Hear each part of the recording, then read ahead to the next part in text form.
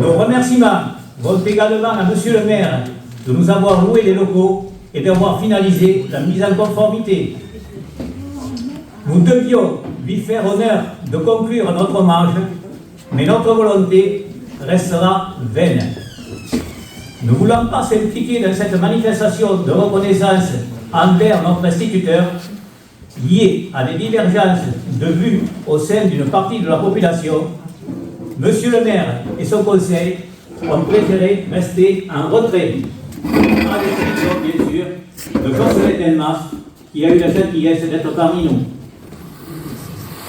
Nous respectons la décision de nos élus, ce qui ne nous empêche pas de regretter leurs absences. Avant de commencer l'hommage, je vais vous dire quelques détails d'organisation. Les conditions météo n'étant pas favorables, on va prendre l'apéritif, on ne pourra pas prendre l'apéritif en plein air, donc il va se faire dans cette salle. Donc on va débarrasser ensuite les chaises, on mettra devant une table, l'apéritif se fera ici. Pendant ce temps, on ira prendre une photo de groupe à l'extérieur et l'apéritif se fera par la suite. En fin d'apéritif, on vous demandera d'aller à l'extérieur pour mettre les tables de repas qui sont inscrits, ainsi que les chaises et les couverts. Voilà. Donc, on va faire un peu de tâches, mais on ne peut pas faire autrement. Le conseil municipal nous a pas libéré la salle du troisième âge qui était à côté. Donc, on est obligé de le faire comme l'on veut. Si on avait eu beau temps, on aurait fait l'apéritif à l'extérieur. Par les anciens élèves de l'école de Brézillac.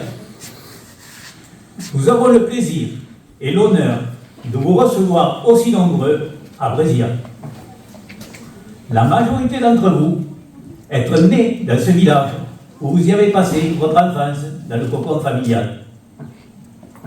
À l'exception de quelques-uns d'entre nous qui sont restés sur place, vous êtes partis vers d'autres horizons, très souvent par obligation professionnelle. Il n'en demeure pas moins que les beaux souvenirs d'une enfance insouciante n'ont pas été altérés par le temps.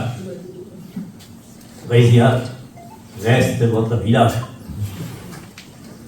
Aujourd'hui, vous êtes venus non seulement pour que l'on puisse se retrouver tous ensemble, mais aussi et surtout pour rendre un hommage à notre instituteur décédé en août 2020.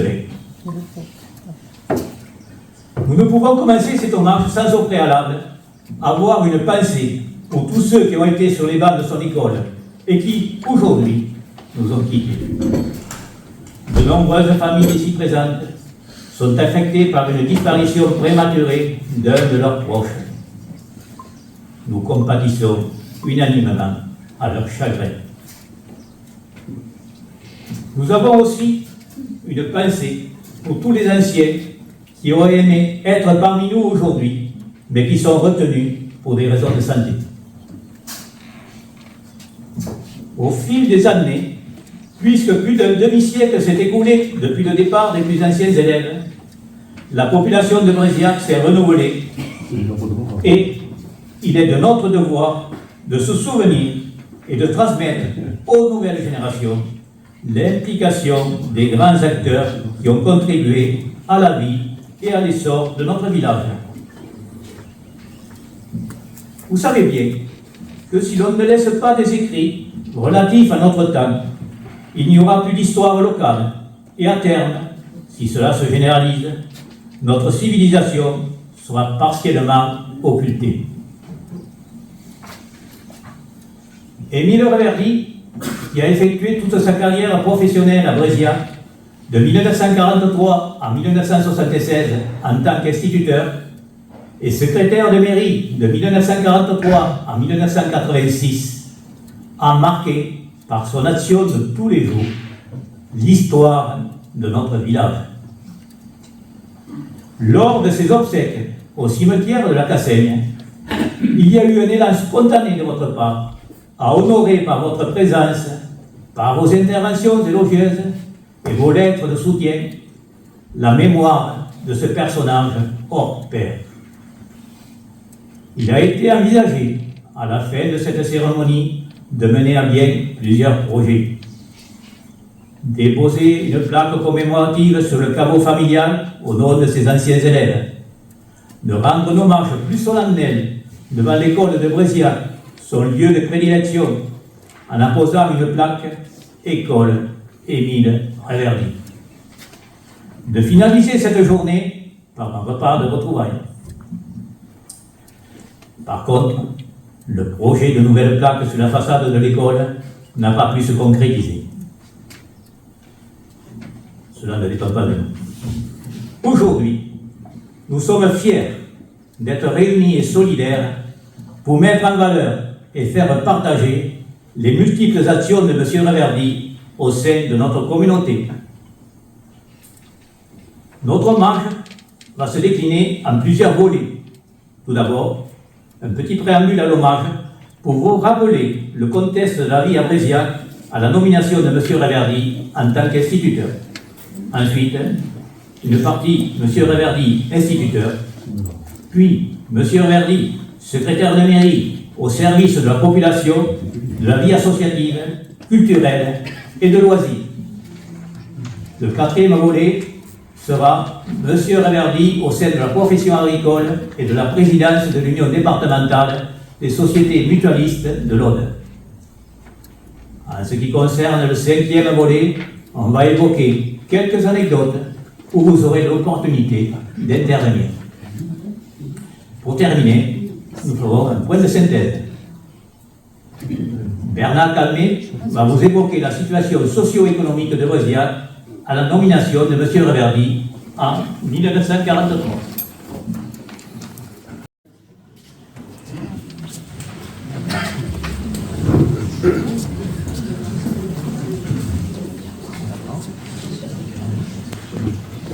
Pour mieux appréhender l'action de M. Reverdy, il faut se replonger dans le contexte de l'époque, c'est-à-dire le milieu rural durant la Deuxième Guerre mondiale. M. Reverdy a été nommé instituteur à Bréziac en 1943. Beaucoup d'hommes étaient mobilisés et il ne restait dans le village que peu de personnes actives. Les familles subsistaient difficilement et malgré cela, l'école restait ouverte, même si la pensée des enfants était de venir en aide à leur famille.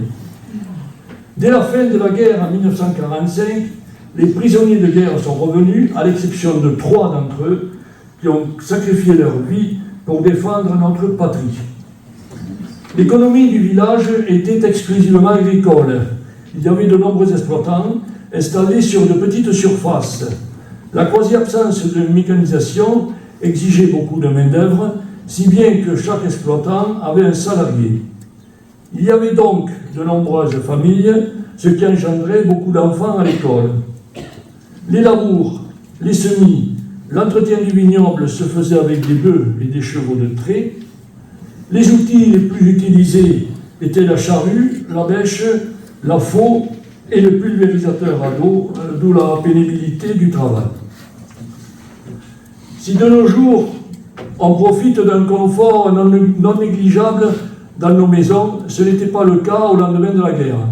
Imaginez un simple feu de bois dans une maison mal isolée, avec beaucoup de courant d'air, pas de douche, pas d'eau chaude, les toilettes étaient un cabanon au fond du jardin, le lavage du linge se faisait au battoir dans des lavoirs, le lavoir de la Fontaine Vieille, qui récemment nous avait permis de nous retrouver, est encore un témoin visuel de cette époque. Ajoutez à tout cela le manque d'argent dans les foyers. Dans ces conditions, nos parents travaillaient sans relâche pour élever leurs enfants, c'est-à-dire nous tous ici.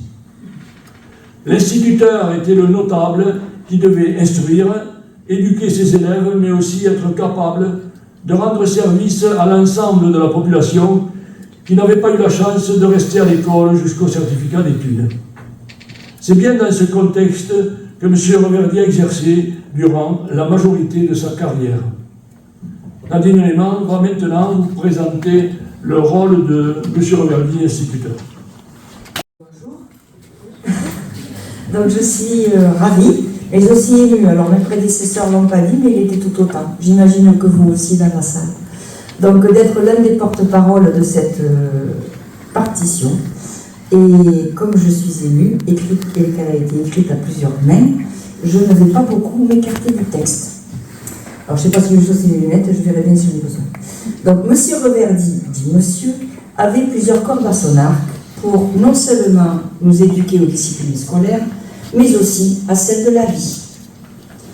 Une caractéristique à bien garder en tête, une classe unique jusqu'à 45 élèves, avec une moyenne de 5 à 6 élèves par cours, c'est du CP jusqu'au certificat d'études, et pour autant un soutien individualisé à chacun d'entre nous. Les élèves les plus vifs, selon la matière, devaient continuer les exercices avec le cours supérieur.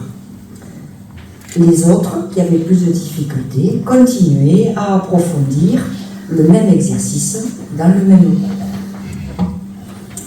Le passage au tableau, pour s'assurer du bien acquis, était l'épreuve du feu. Alors le bien acquis, c'était le calcul, la grammaire, l'orthographe. Il y avait aussi le bien appris, la récitation. Et c'était une méthode qu'on pouvait qualifier de parfois énergique. Énergique. Pourtant, la finalité, elle était unique. C'était qu'aucun d'entre nous ne se sente ou ne soit en retrait.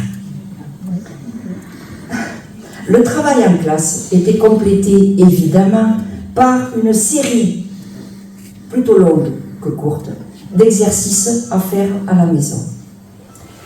Les matières de culture générale étaient histoire, géographie, sciences et surtout sciences naturelles, étaient une sorte de conte qui était raconté et assorti de diverses promenades dans notre cher Sud, je peux en parler puisque je n'y vis plus beaucoup, pas exclusivement en tout cas, pour en profiter de la nature. Il fallait qu'à la fin de l'école primaire, les bases fondamentales soient bien maîtrisées. La lecture, l'écriture, le cadre de multiplication et celle qui nous a tous fait travailler énormément, la fameuse règle de 3. Par expérience, il était évident que ces matières et ce qu'elles nous avaient, elles étaient indispensables, elles nous sont et ont été indispensables tout au long de notre existence. De nos jours, on voit qu'il y a des lacunes du primaire qui ne sont pas comblées dans le secondaire. Ça pose question par rapport à la façon dont la pédagogie est aujourd'hui dispensée. Mais il faut garder en tête que aujourd'hui, si on demandait à un instituteur de prendre 40 à 45 élèves dans une même classe, il serait pour le moins intimidé, voire considérerait cela comme très difficile ou impossible. Alors, revenons à notre époque, puisque nous voyons bien que ça n'était pas la même époque. La structuration qui était demandée, l'organisation, la métrologie, ou le chronométrage de chacune des activités, l'investissement personnel, où les heures ne comptaient pas, c'est tout ça peut-être qui a fait la différence pour que nous soyons tous si heureux d'être là aujourd'hui, mais si conscients d'avoir réussi notre vie grâce à lui.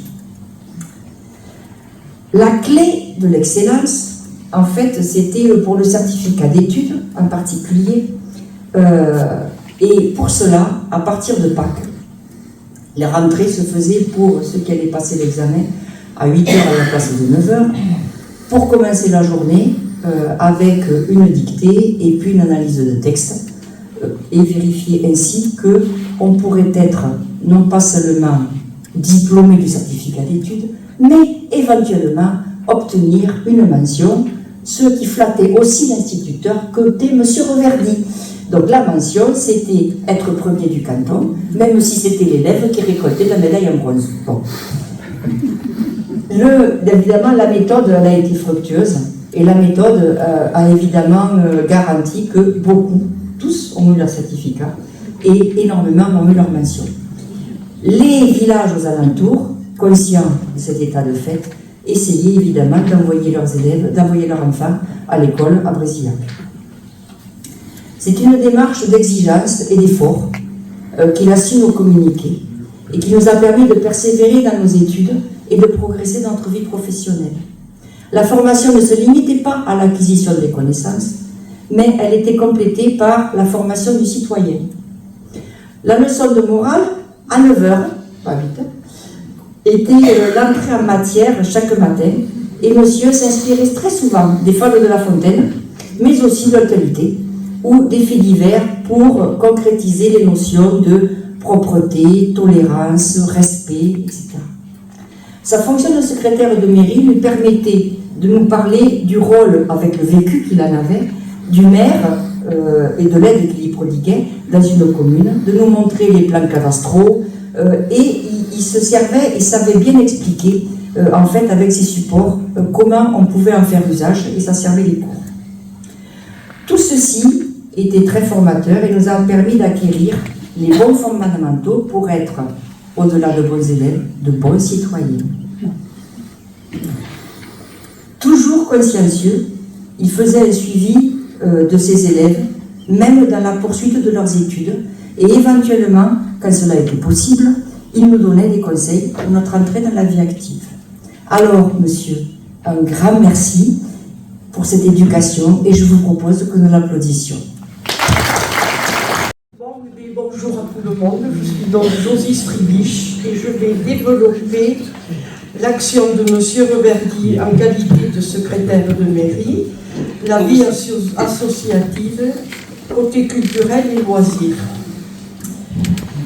Celui que tout le monde ici appelle monsieur et à qui nous rendons hommage aujourd'hui mérite bien ce nom, lui qui, toujours discrètement mais efficacement, a tant œuvré à l'école, à la mairie et pour l'amélioration de la qualité de la vie au village.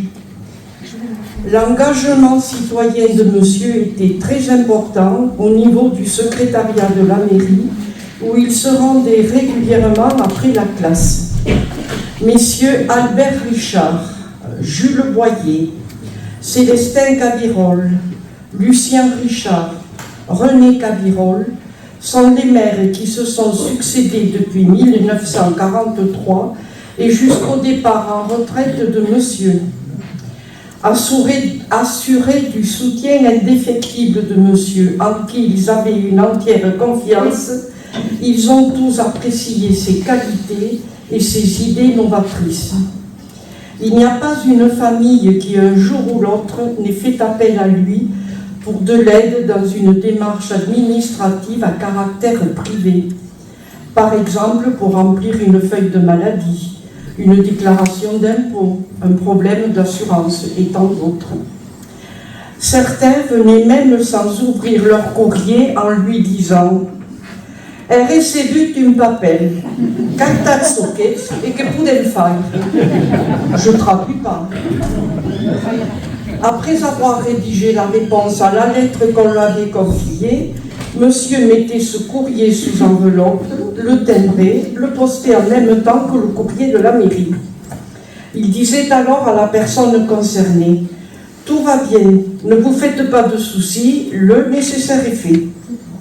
Il faisait tout son possible pour que les administrés les plus modestes bénéficient des services les plus performants au niveau médical ou paramédical, comme la fourniture de lunettes, de prothèses dentaires ou auditives.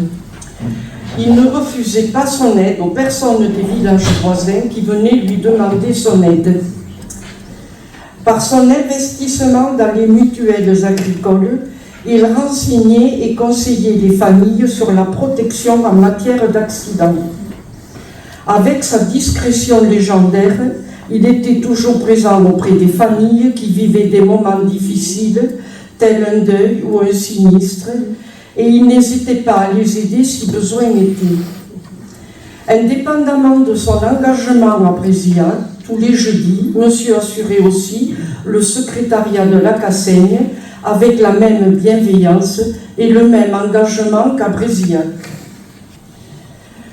Pour le bien vivre au village, monsieur a aussi développé le côté culture et loisirs.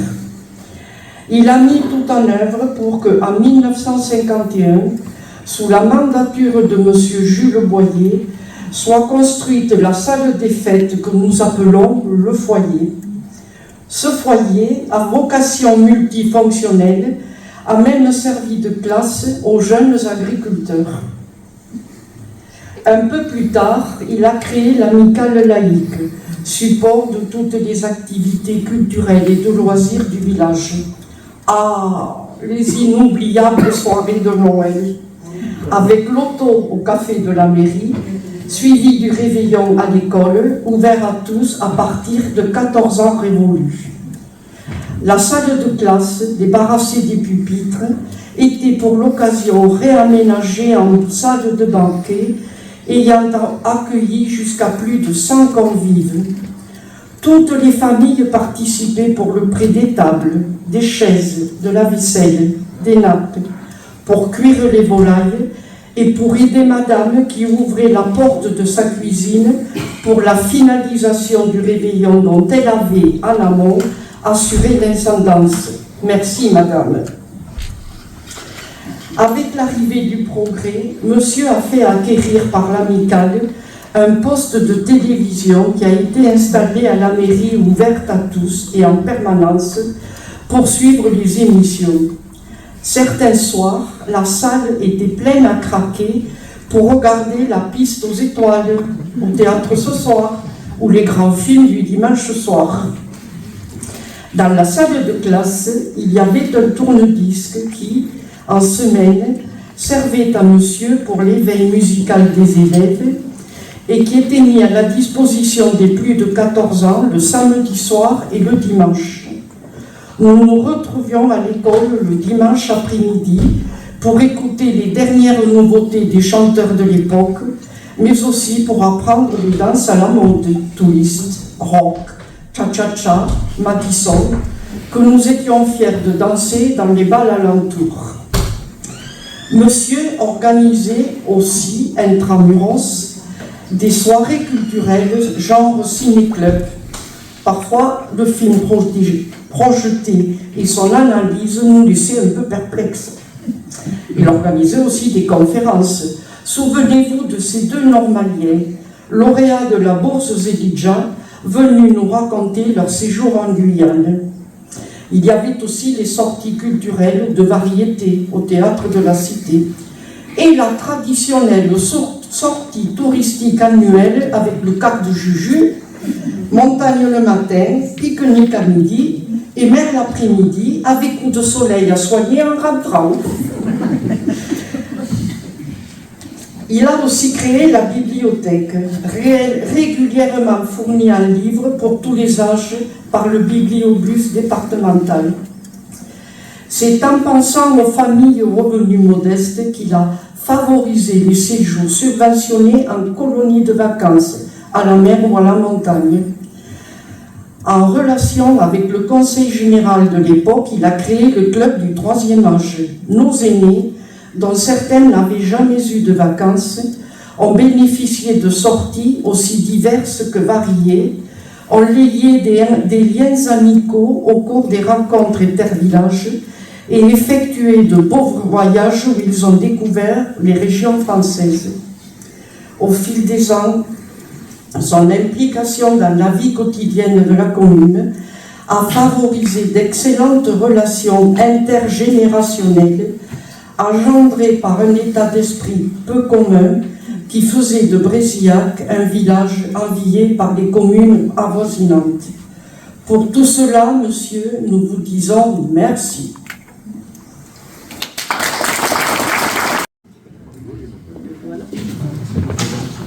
Tournez les feuilles.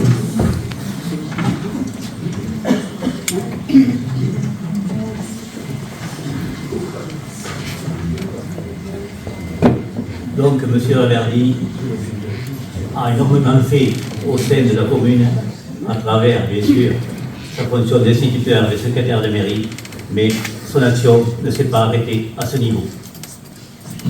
Comme si cela n'était pas suffisant d'exercer sa fonction d'instituteur et de secrétaire de mairie, M. Reverdy s'est impliqué dans les mutuelles d'assurance.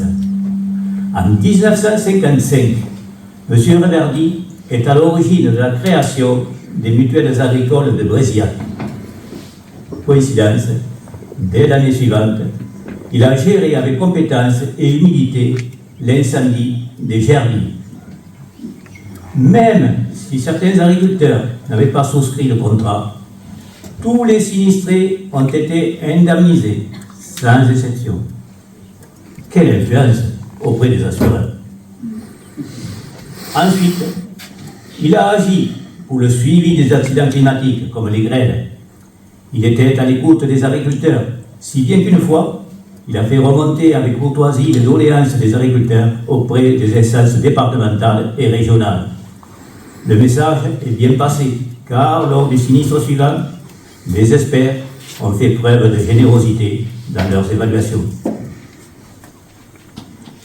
Il a informé et conseillé toutes les personnes qui désiraient s'assurer ou étaient déjà assurées à la caisse locale de Bréziac sur les risques encourus en l'absence de couverture accident, ainsi que sur les différentes garanties des contrats, et cela d'une façon objective. De par cette qualité de service, cette caisse locale n'a cessé de s'agrandir avec des adhérents de villages voisins.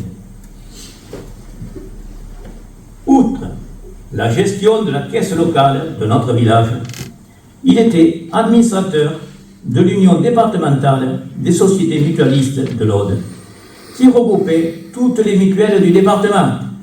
Étaient concernés les exploitants agricoles, les artisans, les commerçants, les professions libérales. Ce conseil d'administration l'a rapidement élu président. Son intégrité, ses compétences et son esprit visionnaire lui ont valu d'être décoré de la médaille de chevalier de l'Ordre national du mérite. Ce n'est pas rien.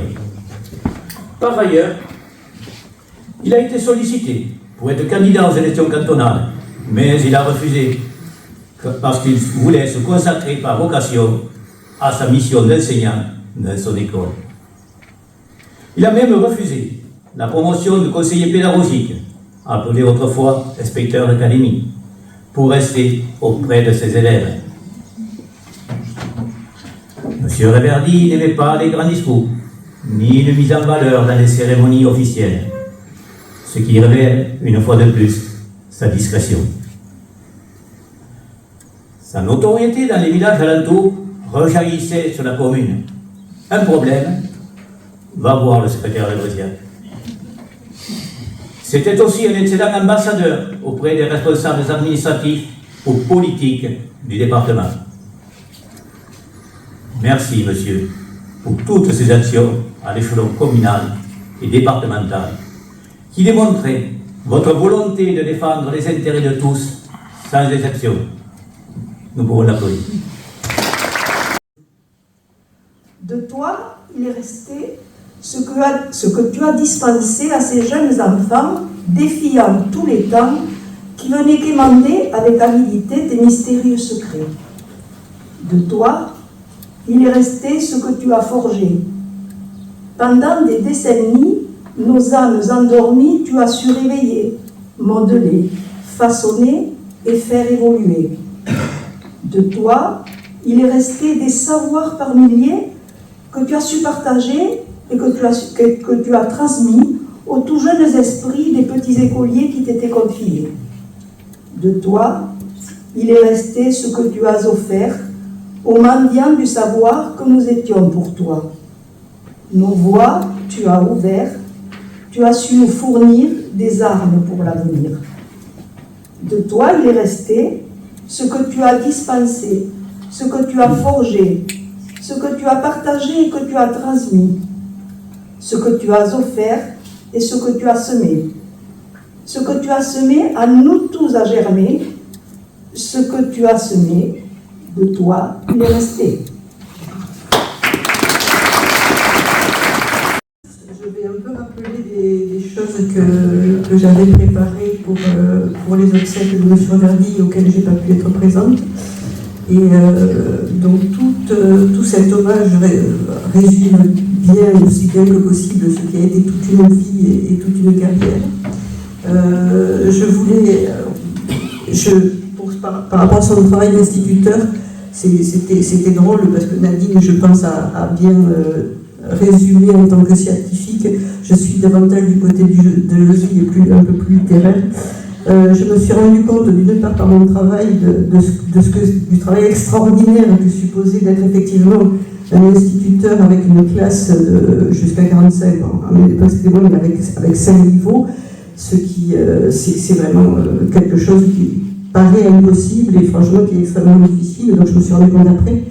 Et je me suis rendu compte un peu plus tard aussi, entre autres, d'une de ces qualités assez hors du commun de M. Reverdy. Je me souviens donc de ces lectures de l'histoire dont il tirait la morale, et j'ai le souvenir de qualité d'acteur. Ça fait partie des choses qui me sont restées, à quel point il avait un charisme qui était assez hors du commun. Dans ce qui a été rappelé aussi sur toute la place dans le village, tout ce qui a été fait, c'est vrai que j'ai lu quelque part qu'il fallait tout un village pour élever un enfant, et je crois que nos retrouvailles montrent ça, c'est-à-dire que c'était tout le village qui élevait tout le monde, et c'est cette extraordinaire solidarité qui me paraît un des héritages les plus précieux. Par rapport, ça m'a rappelé aujourd'hui aussi les voyages scolaires, les réveillons qui étaient merveilleux. Et les voyages scolaires, moi qui fais beaucoup le trajet Marseille-Carcassonne en train, j'ai mes rendez-vous, il y a les paysages que je retrouve avec plaisir, et à Sète, chaque fois, je regarde Sète et je pense à nos voyages scolaires. D'autre part, donc, sur cette immense joie de se retrouver aujourd'hui, elle traduit, elle dit bien le rôle qu'a été celui de M. Reverdy, et sur cet héritage de solidarité, je crois qu'on peut beaucoup remercier et Pierre et Bernard de nous avoir permis et ces retrouvailles et cette immense joie.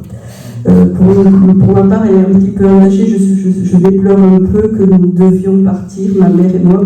Ma mère, Janine, tenait beaucoup à venir ici aujourd'hui. Nous allons écourter notre séjour puisque, donc, enfin, elle doit aller voir sa sœur Lucette puisque le mari de Lucette, Roger Joucla, est décédé cette nuit.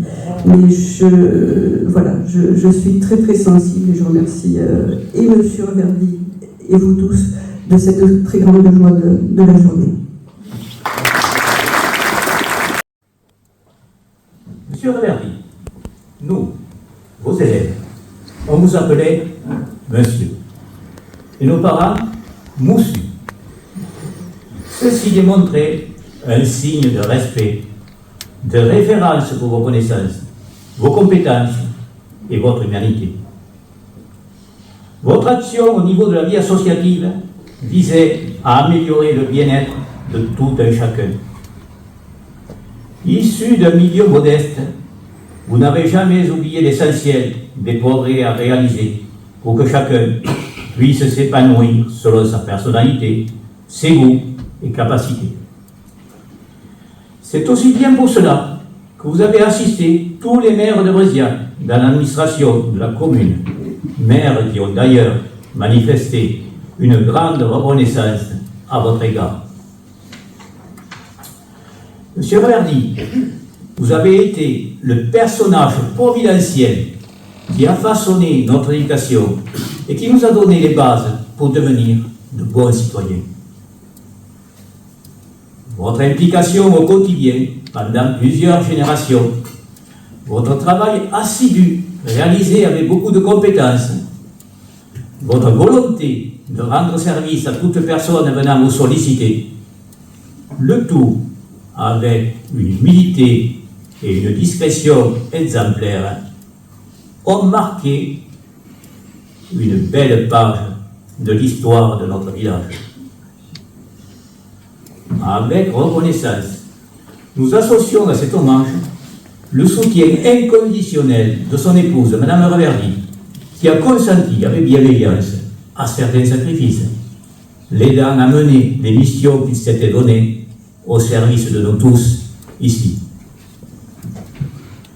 Monsieur Reverdy, nous sommes chanceux et fiers d'avoir été vos élèves de nous avoir permis de maintenir des relations amicales durant votre paisible retraite. Vous nous avez laissé un héritage de belles valeurs humaines que nous avons mis à profit et qu'à notre tour, nous devons transmettre aux nouvelles générations. Lors d'une de mes visites à la Cassaigne, vous m'avez confié, je cite, « Je dois vous remercier, à vous tous, anciens élèves, car vous m'avez permis d'exercer ma profession avec passion et j'ai été heureux à vos côtés. » Comme quoi, faire le bien profite en même temps à celui qui reçoit et à celui qui donne. Quel beau message. Un grand merci, monsieur, aux anciens élèves de l'école de Bréziac.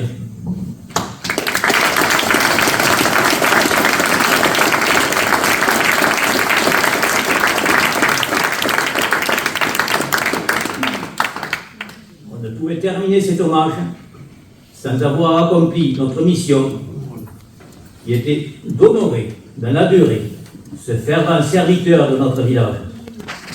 Une plaque qui là, entretiendra les souvenirs et rendra hommage à ce grand personnage, instituteur et secrétaire de mairie, qui a exercé pendant plus de 4 décennies dans notre chère commune et qui a accompagné 5 maires.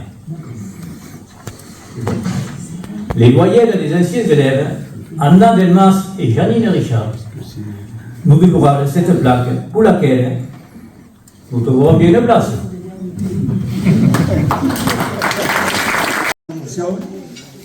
Que vous avez rendu hommage ce matin à notre père. Nous avons beaucoup apprécié l'investissement de chacun. Je ne vais pas citer de nom, parce que cette cérémonie, j'employais le mot, a été menée de façon exceptionnelle, et je ne citerai pas de nom, parce que nous avons parlé ce matin d'humilité. Donc je ne veux mettre personne à l'avant. Nous avons tous, mais tous ceux qui l'ont fait vont se reconnaître, et nous en remercions très du fond du cœur.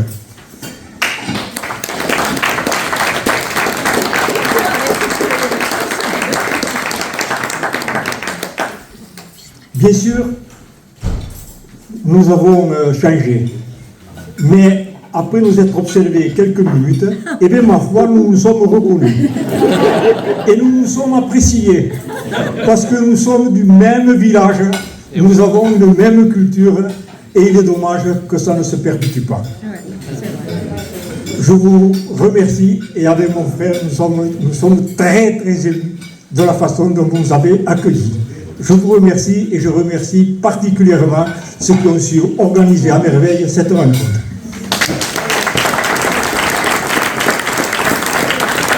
Alors, je vais être plus bref que lui. Moi, je vous remercie beaucoup. Et je pense aussi à ma maman, parce qu'elle a été, je pense aussi, une grande personne parmi vous. Voilà. Merci beaucoup. Et j'espère qu'on se retrouvera dans d'autres occasions.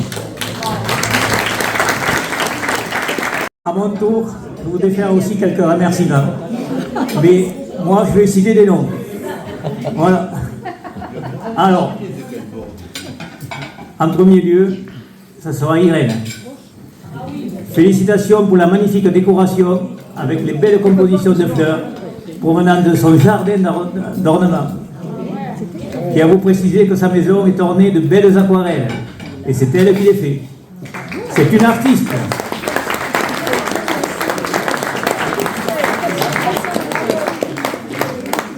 Ensuite, Pierrot Strevich, pour son talent, il nous a fait revivre le passé avec de superbes photos.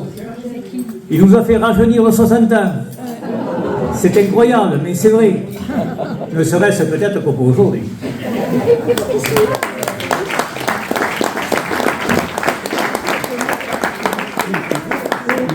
Ensuite, Nadine Lema, ou Leclerc, comme vous voulez, qui surmonte toutes les difficultés avec une facilité déconcertante. Si elle regarde dans le rétroviseur, c'est pour dépasser. mais jamais pour reculer. Une battante surdouée.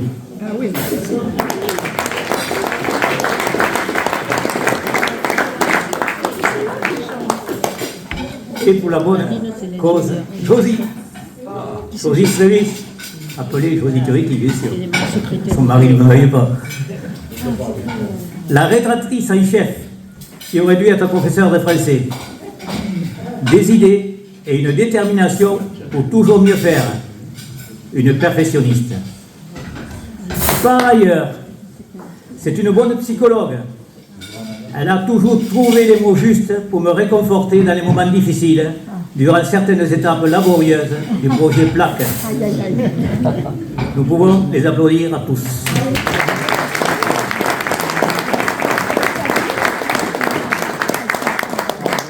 Oui, en fait, j'ai oublié quelqu'un, mais qui veut rester dans l'anonymat, qui a supervisé tout ce travail et qui nous a bien aidés. Bon, je ne dirai pas son nom. Allez.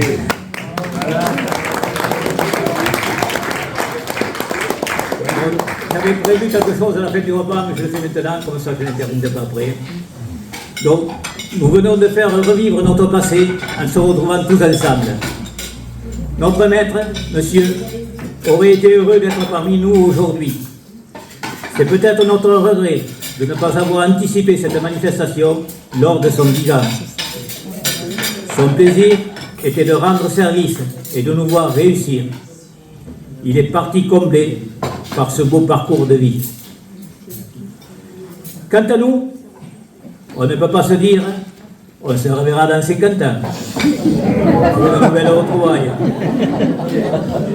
Mais simplement, disons-nous, bonne santé et que le meilleur soit à venir. Cette manifestation est à écrire dans le recueil de l'histoire de Bréziac. Merci pour votre participation. Merci à vous tous. La journée continue.